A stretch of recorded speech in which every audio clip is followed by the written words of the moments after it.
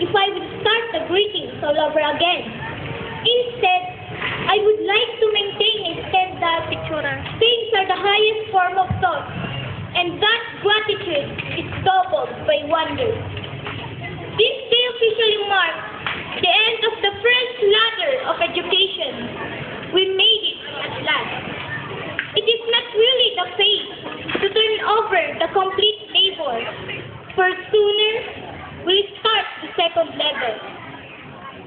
I would like to especially mention and give thanks to our guest of honor and speakers for gracing the occasion and completing the ceremony.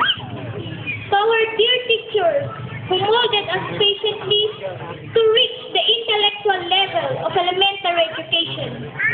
To fellow graduates for being a part of happy and sad moments of elementary days.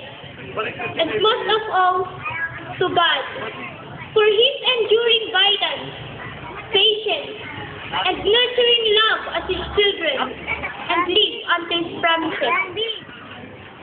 Yakman may parik na itinapalaus apanagyaman kada kayo amin timisa nga saos. Ngarud, tumakder tayo man amin pada ka graduate.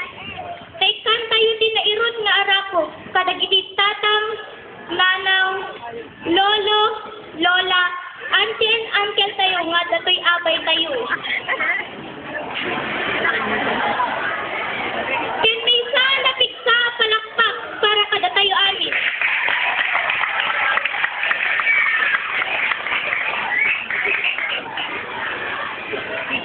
The past 6 years of elementary education was our great battle in order for us to be so-called the graduates, for us to make a difference, and for us to make a legacy of our own. Yes, fellow graduates, we behave, we read, we write, we compete, we play, and we succeed if given the chance to be worthy, and if we decide to do it. It was an effort of a strong decision with all the coordinating factors of elementary education. Somehow along the way, we took pains in making our paths and ways to graduation. As we bid goodbye, as I think of the past 6 years of being together, my eyes are making water and my heart swells. It's very hard to think of it, but we have to take it. Let us always remember our happy moments, proud moments, and cherish every bit of them.